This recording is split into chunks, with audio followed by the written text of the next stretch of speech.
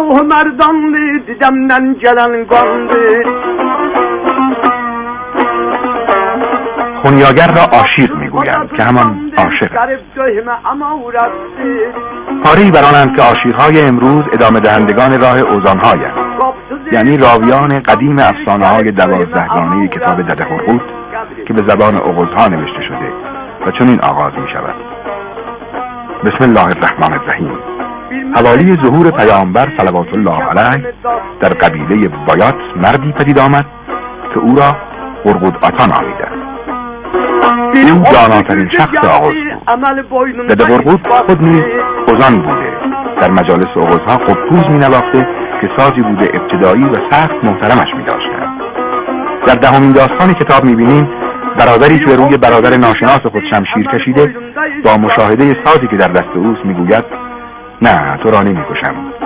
این بی‌حرمتی به قبطوز دده قرقود است، وگرنه با شمشیر دو نیمت می کردم. محفوظات عاشق‌ها شامل استادنامه‌ها، داستان‌ها، تعریفنامه‌ها، باغلامه‌ها و منظومه‌های دیگری است که سینه به سینه از استاد به شاگرد منتقل می‌شود. Yaxşı ola həyapərdə, heç ağlım olmadı sərdət, hürmətin olmayan yerdə ora getmək qəbahətdir. Heç namərdin üzü gülməz, el içində adı olmaz, yoxsulu heç kəs dindirməz, nə yamandır, çətindətdir. Əhlə əyal tutub dıqqım, Mevlaya bağlaram sıqqım, kəsilibdir mənim nıqqım, xorayım şiiri şərbətdir.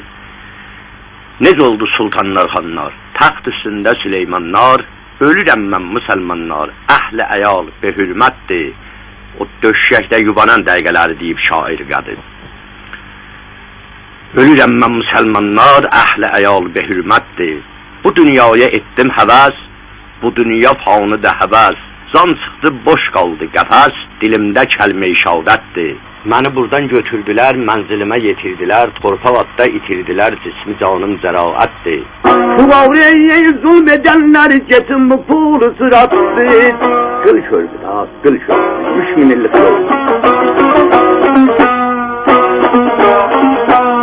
Kuvavreye zulm edenler زمستان سنگین و خانه‌نشینی ناگزیر حکایت‌ها دارد.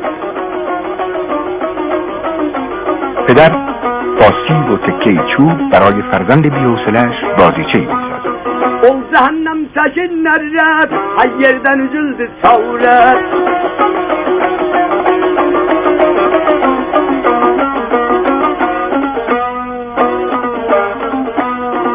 Haber verin ey peygambere, yananlar amı ümmettir.